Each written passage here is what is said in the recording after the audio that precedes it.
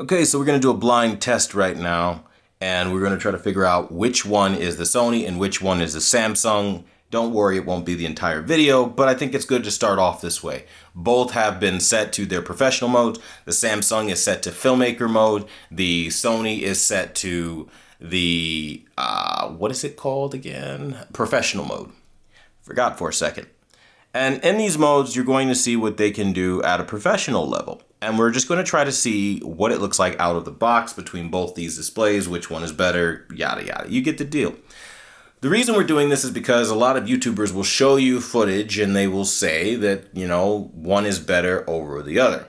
Now, if you haven't figured it out already, at 45 seconds in the video, I will tell you that the left is the Samsung S90D and the right is the Sony Bravia 8 Mark II. Now, if you're just looking out of the box, yeah, the Sony Bravia 8 Mark II out of the box does have some serious advantages for contrast and overall optimization over the Samsung, which is just really bright by comparison to what Samsung, or rather what Sony is offering. Again, this is why I tell you, this is not a job for laziness. You cannot be lazy and be a professional reviewer in any respect. It just doesn't work. You can do it, but you're not going to get the real results. You're going to get some half-assed effort. You're going to get something that isn't representative of what you're actually seeing. You're going to be seeing, again, just whatever the hell they want to show you. And that's fine for some people, but for the majority of us, we want to see the peak of these displays. Enter Quantum TV, which is why, if you're new here, a lot of people get excited when I do these kinds of reviews because I'm the only YouTuber that uses all the features and skill set that I possess to create an in-house standard to make these TVs better. The reason why we do that is so you can actually see, if you actually try to get these TVs dialed in and tuned correctly, what they will actually produce as a final result. And well, we're going to show you that now. Now, in the interest of fairness, I'm going to run it back to that first demo clip that we just used, just as a reference, okay? So I'll pause it right about here. And this is the representation out of the box, okay? So just so you can see, we're going to open up our menu, and then you're going to see that Sony is going to have their professional mode locked in. You can clearly see it right there. Great. All right. They're in professional mode. Default doesn't look all that great. Okay. And then for my mode, we are in, or my Samsung, we are in this one right here, the filmmaker mode, as you guys can clearly see. Open it up, show you filmmaker mode highlighted. There you go. Not impressive. This is what it looks like if you put in my settings, though.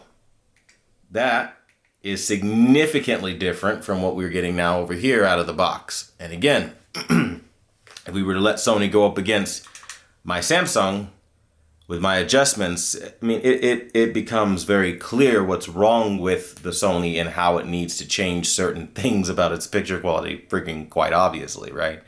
Well, here's the deal. You're not going to see this kind of comparison anywhere else, so please take this information as an exclusive to this channel. Again, and if you're going to do the lazy thing and whip TVs out of the box, power to you, but you're not going to see what I'm talking about. So if you've heard different elsewhere, different results elsewhere, I can't control their lack of experience with these panels. All I can do is control what I give you, and that's where we are. Now, that being said, what we are going to do is show you what it looks like when we actually give you the proper settings that you are supposed to have on the Sony. So the first thing that I need to do is go back into the picture preset that I created, which, if I'm not mistaken, was standard mode. Now, that looks all good and fine, but we also need to change the color tone to BT 2020. And then last but not least, we're going to have to change the overall color temperature back to where it belongs. And there you have it. So I didn't have to change the color temperature. Thankfully, it did follow over. When you switch presets, by the way, in the Sony, it'll switch the color temperature, which is why I said that, because if you're in professional, it'll be like Expert 1 that they use. If you switch it back to where you were working on, I use Expert 2, so it's going to be a little different. Now we're starting to see a difference start to occur where now Sony isn't the one that's pulled ahead to such a grand degree. And if you can't see that, well, let's put some different content up. Because flashing lights are all cool and fine, but we need to see some actual content. I got you. The whole purpose and premise of this, where it's just going to look better when you have a more vivid color temperature. we'll test all this stuff out. But this is to give you an idea of like raw image quality, like pure, unadulterated quality. Which one is better? And I'm going to say it like this. It's a tie overall. But again, contrast now on those roses beyond anything the Sony could handle. This is what I mean when I say Samsung's processing is ahead. The contrast now in this garden down that walkway, better on the Samsung. Sony cannot keep up. And you're going to see a lot of examples like this. Now the highlights are good on the Sony. They look really good. And they look like for like now. But when you get to those examples where the contrast is just so different, I'm telling you, it gets wildly different to the point where Samsung, when you look at foliage specifically, texture and diamonds and jewels, those kinds of things really start to pull way ahead from anything Sony has produced this year. And I'm not kidding. Hedges, like now, the little plants in the background, the little bushes right over here, it just looks way, way better on the Samsung. Now, the Sony's roses and color look good here and better there. But again, we have to keep in mind that the asking price at day one for the 55-inch, you're hearing this correctly, by the way, Sony Bravia 8 Mark II was $34.99. That is a shit ton of money for a 55-inch. Now, on sale, it goes down to $2,200. A bit more palatable, and we're going to see if it's now in the $2,200 price range, and I mean, we'll talk about that. But what I'm seeing right now is that the S90D level, we're not at the S95. Not the S95F, not the S90D, S95D. This is just the S90D level, which, by the way, I've already rated as a king of TV. And going up against what was proclaimed as the king of TV, you can kind of see why I said that it's a king of TV, because look at the picture quality. While it definitely doesn't have the detail, color, and clarity in this example, it will change to, again, flip-flop back and forth. And you need to keep your eye sharp and keen through this entire comparison, because when I say they're a tie, I'm not joking. They really are a tie, and they go back and forth to what I would call an extraordinarily uncomfortable degree for this price point for the Sony. The Sony, to be very clear, was touting around having this high brightness level. And I'm testing this in SDR because SDR is where it's at. I don't care what anyone's opinion is on that. It's got a uniform body of calibration, a one-size-fits-all for every person, and you can see what I'm seeing. We will do an HDR comparison later on, but for all intents and purposes, to establish the baseline of image quality, SDR is always what I use for that. And you're clearly seeing that Samsung can definitely beat the Sony when we talk about the SDR representation. It's just happening like that. Again, they do trade back and forth, though. And that's the thing that I don't see a lot of people being very honest with. Now, I like using demos that I've used for years on my channel so that people can understand that no matter what kind of content you throw on this thing, you're going to run into certain things, certain postulates, certain uncomfortable aspects of their closeness. And one of the things being contrast and clarity. They will trade back and forth, but overall, if you look at the detail and the faces, the pores on the skin, the hair, I mean, especially the pores on the skin on this old man right now, again, no idea what my camera's going to show you, but I'm looking at it. It's just ridiculous on the Samsung. Sony's pretty good too, though. It's not like Sony's bad. But I do have it in my head that the Sony is a pricey TV, and it's well out of the ballpark of most people day one. And if you look at this image, like, I'll try to pause right here. I mean, look at this image right now. If you can see some of these contrast differences, great. But one of the things I'm seeing are stronger shadows. And this equates to stronger three-dimensionality more consistently out of the Samsung. So if you pay attention to, again, the strong shadow, the strong separation, the crease in between the lips that's supposed to be dark, the black color there, all of the shadowy area here, you can see stronger contrast, sharper jawlines, better lighting and highlight separation. And on the Sony, it is significantly weaker. This is a problem given its price point because you are just not getting the same amount of contrast. I mean, and look at the clothing right here as well. It's just weaker on the Samsung, or rather on the Sony to the right. Again, it's not to say that the Sony is bad though. I honestly expected the Sony to do way worse than it's doing right now. Two things have massively improved this year on the Sony, which I think is beautiful.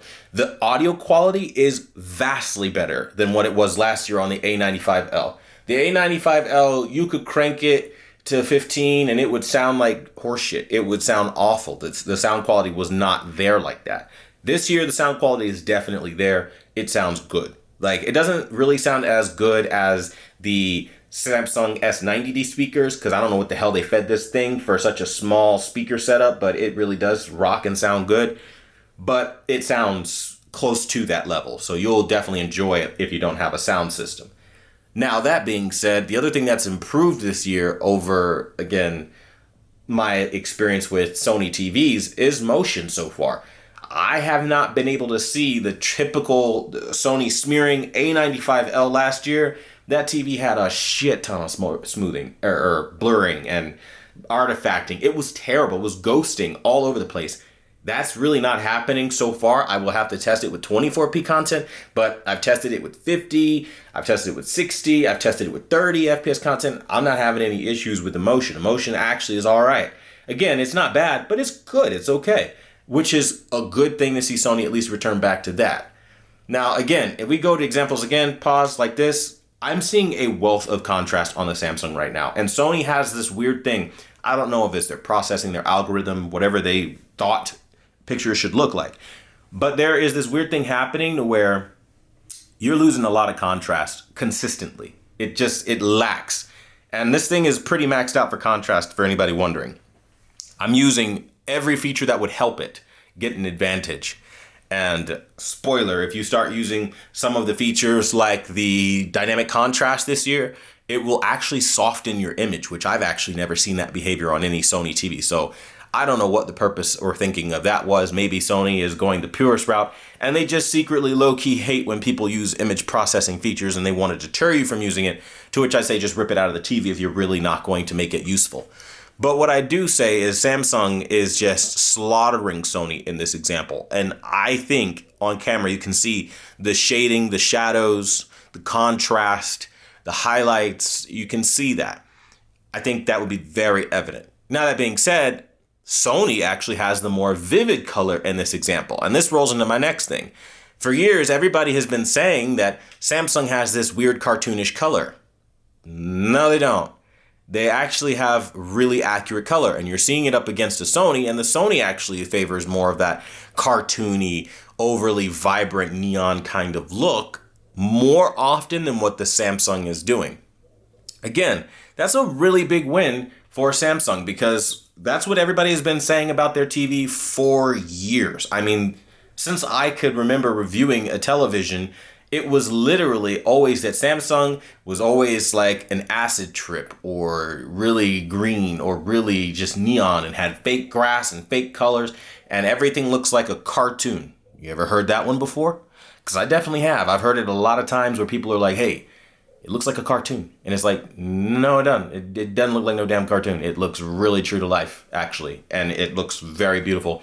And we have to start putting some respect on Samsung's name. I have to say that just because seeing how it's going up against the king of TV, self-proclaimed by Value Electronics, you can see how it pulls ahead in some areas. Again, I'm loving that color on the Sony right now in this example for the reds and the blues. But again, it will trade back and forth. Now again, for anybody who is, again, maybe they skimmed ahead and didn't pay attention, this is a tie. So it doesn't matter what I say about either of these TVs, neither one for SDR is going to be able to edge out the other. This is just a tie, an honest to goodness tie. I couldn't in good conscience fail one or the other and promote one over the other in terms of being a king and a winner when I know too much about what they do right. And we're going to talk about some of those things in a second.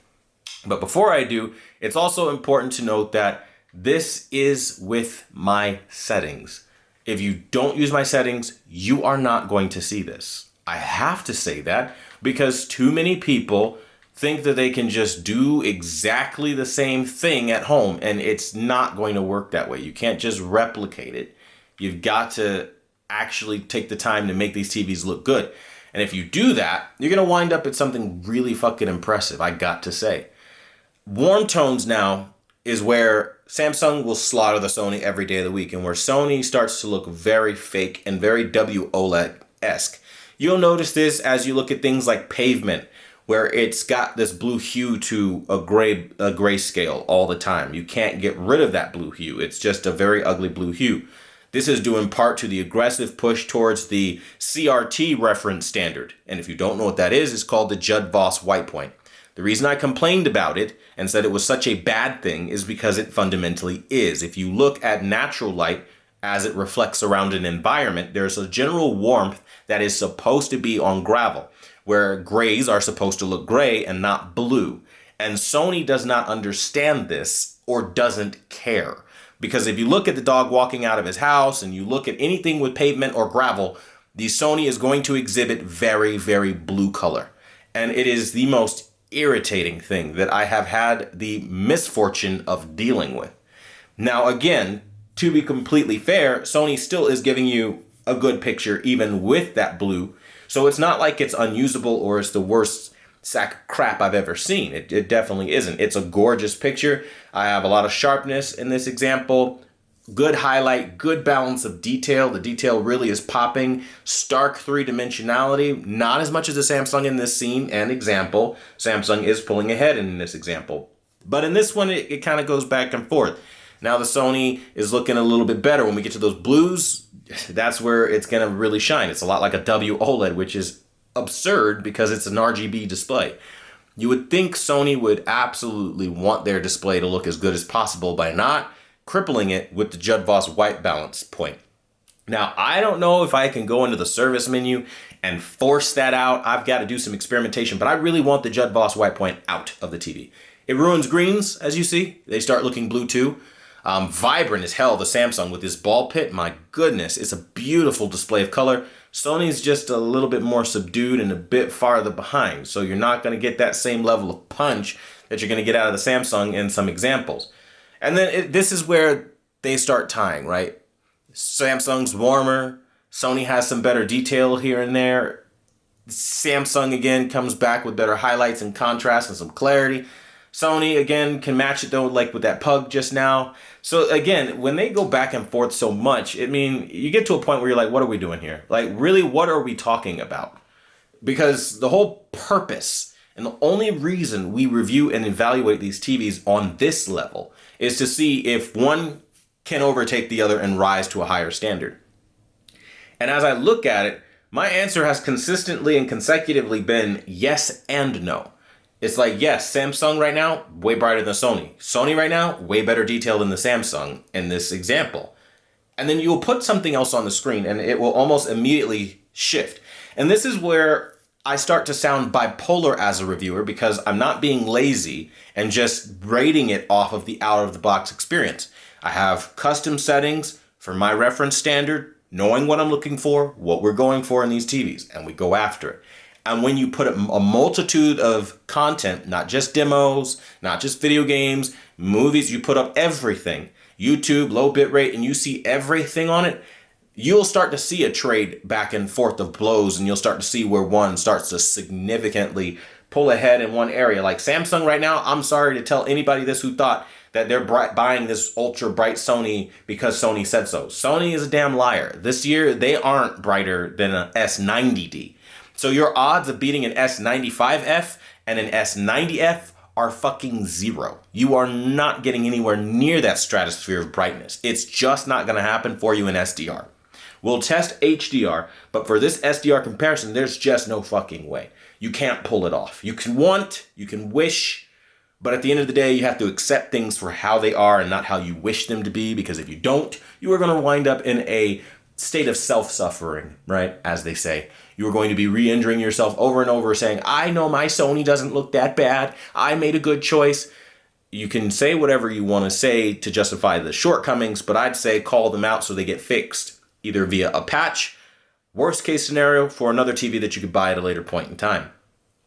We have this demonstration up on the screen right now, and both are exhibiting exceptional color, exceptional contrast, and this is where it becomes clear that when things are really bright in the metadata, so to speak, Sony tries to darken or strengthen the contrast around objects. But if things get too colorful, too like generally bright, then they just flatten everything out. I don't understand it. Now this is exceptional contrast right here and color on the Sony. Sony's pulling far, far ahead of Samsung for those shades of green, blue. That's just beautiful. The reds are about identical. Sony's slightly more vivid and vibrant. Samsung has a shit ton more contrast now and clarity. A win for Samsung in that example. Now in this example, the yellows are going to the Sony, and you're starting to hear what I'm saying. It's trading now, right? It's trading a lot. And that's where it becomes very irritating, because you want generalities. You want to be able to say black and white. This is definitively better. This is definitively king. You cannot do that, right? And just because something can win a shootout, for example, with a retailer packed filled with the same guys every year that come back and say the same thing about the same brand, doesn't make it true. And you're seeing that. Yes, it's an amazing TV. I will never take anything away from the picture quality that I have calibrated, assessed, and validated. It gets my stamp of approval at being absolutely S-rank material. It's beautiful. But is it $34.98 beautiful? $34.99 beautiful? Asking price day one? The answer is unequivocally, fuck no. And you cannot say it any other way. Whether you like swearing or you don't is irrelevant. You need to be an adult and say certain things the way they need to be said. And that's the fuck no. Because Samsung is providing a lot of consistency where Sony is lacking. Again, the biggest one being the warm tones. And the reason why I focus so much on warm tones, for anybody who's, again, you're new to this concept, you don't really know, warm tones unlock a lot of color. If you don't have those warm tones, you're going to experience a ton of blue, like we talked about with gravel a moment ago. But it doesn't just stop there. It's also skin tones. It's also going to be plant life, big on the plant life. And one of the things I've really paid attention to is foliage just looks bad on the Sony. It's really blue, like uncorrectable. Like they need to, if they're going to make a TV this blue, have an extraordinarily aggressive and sensitive color management system to where when you make something warmer, it warms it way the fuck up. It needs to be that way because the blue is at such an extreme level that there's no real way to counteract it. And if there's no way to counteract it, you can't fix the inconsistencies you see during calibration. And this is going to hold through when we talk about HDR, because if you remember that little nugget of information that I told you, HDR also holds the same color space, not color space, the same white balance that your SDR holds. They don't separate it. They should. It's very stupid not to, but that's the way that Sony's getting down. Now again, I'm going to show you this example. And this is where you're going to see a lot of blue. And this is where you're going to see a lot of differences too between the way they approach certain things. The Samsung is going to appear more magenta. It's just going to happen. The Sony is going to appear more blue. It's just going to happen. Again, for this particular example. Now, this isn't the greatest piece to use, but I'm using it to show you that in some extreme examples, you can have some extreme results. But there is a benefit to having all that blue too, though. And that's why I can't just say that the Samsung just beats the Sony, because that's not true. One of the massive advantages that I've seen to having all that damn blue is that blues really look good. They really do. Like in this example, the blues look amazing on the Sony. Your eyes will fly over there with the variation of blue that you'll have, and it will feel very fulfilling. Then you look at the Samsung, and similarly, you see all of the detail and the highlights. So when a dark scene like this, where there's just a little bit of light casting on a face or something like that, Samsung's going to grab your eye immediately. So it's like you're kind of trapped between a rock and a hard place, wanting the contrast and brightness of the Samsung S90D, all while having that detail of the Sony. The Sony's detail is amazing, but they gimped you on the brightness this year for SDR. Again, that is in the standard picture mode. I'm not using professional. That is way too dim. I know rtings.com recommends that you use the professional picture mode. I would disagree with that wholeheartedly and tell you you will not enjoy your experience half as much as if you use something brighter like standard. I will also go a step further and say I did notice there is a massive spike in brightness when you go from standard to vivid. So I will try to work with vivid to see if this is corrected and we find some differences, but I at least wanted to start with a general mode that most people would use. Now, not all greens are bad on the Sony, by the way. The greens on that dress a moment ago were great. Skin tones on black people look amazing on the Sony. Samsung, they look a little bit chalky by comparison. So this is where you start having some differences kind of come into fruition and start seeing, well, how they go the distance, right? Because again, they're going to trade blows. And anyone who thought that it was impossible for a Samsung to trade blows with a Sony has likely been kind of sipping that line that we hear all the time. Sony is essentially perfect for processing and everything else, and everybody else is just basically cannon fodder. That ain't the truth, and anyone telling you that is literally lying, because I'm going to tell you, there's a lot of examples I could show you. I mean, a lot of examples where there's just strong picture quality. That's an HDR video. It's not going to work. We don't need that right now. I mean, going through every example, I'll just go back here to where we have more of the SDR examples. Again, you're going to see so much. It's like bipolar. I'm not even joking. Like, these TVs are basically bipolar because they can't pick what they want to do. We go back and forth so much that honestly, it's exhausting, if I'm being honest with you. And assessing it doesn't make it any easier. I mean, because, you got to represent everything the way that it is. Sony has tremendous detail. When you get to blue scenes like this, where something's really blue, Sony is just going to be your winner. If you're watching a lot of iceberg type of content, yeah, you might as well just hang up the towel. Sony's going to get you every day of the week with that, because that's one of the benefits of the Judd Voss white balance, accuracies of blue. However, it also kind of throws a wrench in some other colors that we talked about. But again, with my settings, I'm able to get around a lot of those issues, just not all of them. I'm a perfectionist, so I want to get around all of them, which is why I mentioned these issues. If you have my settings, you aren't going to notice probably many of these issues in regular viewing, and you are not going to care 9 times out of 10. You're going to look at all the contrast and clarity that my settings give you on the Sony and say, well, shit. This is a $3,000 TV to me. It looks brilliant. And that's great. But I can tell you, having done this for many years, I would say this TV is about a $2,000 TV. And that is where we talk about what I said we were going to talk about at the beginning of the video. Is this worth the $2,000 price tag?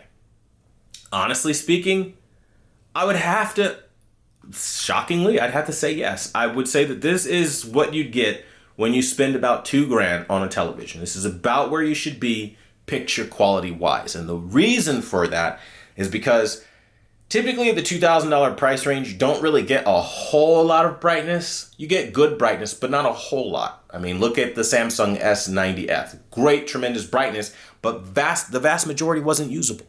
The same for the S95F. The vast majority of that brightness was not usable. So you had to lower the brightness down on the S90F and the S95F to such a point, you might as well be in the Sony territory of things. And if I'm being fair, which again, we are all about fairness here at Quantum TV, okay? I truly believe that Sony understood the panels that they were using, and that if you brighten them up, you just have these really fucking flat images that are unusable. And so instead of opting to do what Samsung did, which is overdrive the brightness, they said, fuck that. I don't want super flat image quality and make a total laughingstock out of myself. I'm going to reduce the brightness and make it usable. And I can respect that. What I cannot respect are downgrades from last year. You should be at least as bright as you were last year. And if you can't pull it off, don't make it. That's my philosophy, because you got your customers expecting a certain level. Gone are the days of making TVs and just washing your hands of it. You make these TVs, we're able to cross-reference them with what you did last year with websites like rtings.com. If that exists and people can directly pull up numbers and stats, like fantasy football, a stat sheet, okay? Why in the world would you cripple your TV to a point where we could verify it and there's a record of it? It's a log. I mean, numbers don't lie, people do. It doesn't matter what Arting says, Value Electronics says, it doesn't matter what I say, but if the numbers show you tangibly that there is a decrease somewhere, there was a decrease. The numbers aren't biased, they're not humans. Computers don't care about your feelings or mine, and they form no real opinion or thought. All it cares about is that when you give it a command, it does what it says it's going to do. So yes, there has been a decrease, for sure, in the terms of the SDR brightness. It's not significant though. This is honestly on par with what I would expect from the A95L, give or take 100 nits. And to be fair, Artings did report that. And I'm going to test vivid mode because I maybe can squeeze it a bit further, but I don't know yet. But again, detail is amazing on the Sony. Clarity is amazing on the Sony. It's an S rank TV. You gotta give it that.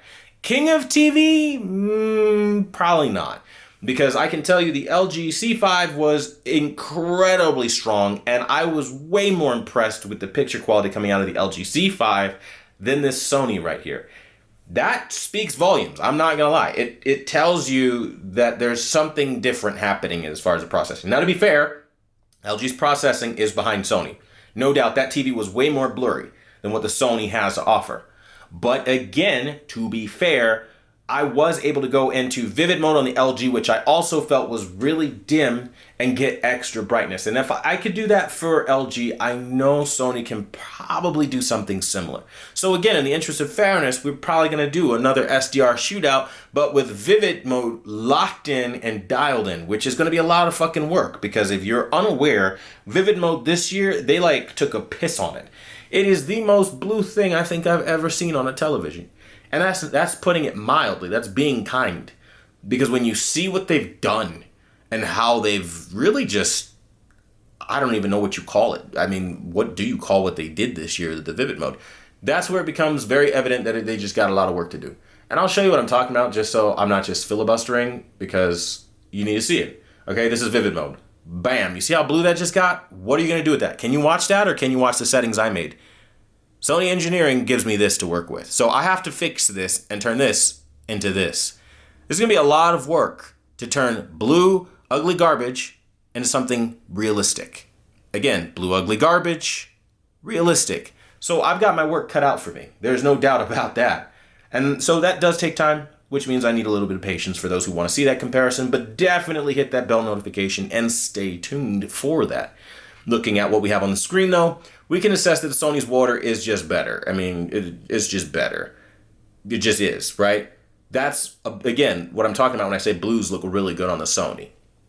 And we use a multitude of different manufacturers' demos, from Sony to Samsung to LG to everybody, so you can see a multitude of different things.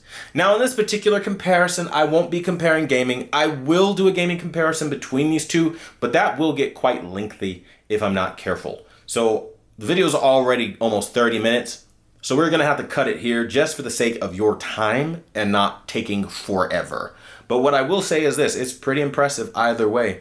I think the Sony definitely showed up this year, but it just didn't show up for the price point they were asking. If they were a little bit more humble and more respectable, I think people would have given this more of a chance, and it wouldn't have gotten anywhere near the backlash that it has deservingly gotten, especially when you consider the number of downgrades that Sony has given us this year, namely the omission of the Bravia cam and the absolute scaling back of the remote to no longer feature a backlight.